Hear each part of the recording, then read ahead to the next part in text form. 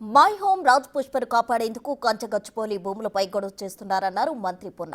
BRS BJP కలిసి కుట్రలు చేస్తున్నాయని ఫైర్ అయ్యారు. కేటీఆర్ కిషన్ రెడ్డి కామెంట్ల వెనుక హిడెన్ అజెండా ఉందన్నారు.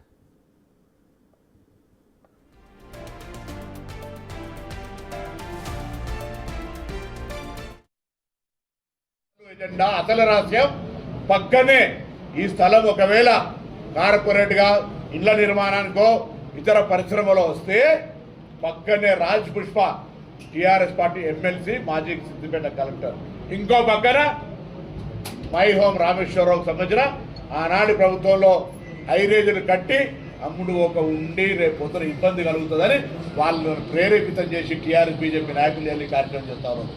కాదా అని అడుగుతా ఉన్నాం. దీని బ్యాక్ ఎండ్ రాజకీయమైనటువంటి దురుద్దేశం, దీని వెనుక ఇటువంటి ల్యాండ్ గ్రాబర్స్, ఈరోజు ల్యాండ్కు సంబంధించినటువంటి కొంత ఈ పెద్ద మనుషులు ఇద్దరు కొంత భూ ఆక్రమణదారుల మంది ఉండొచ్చు.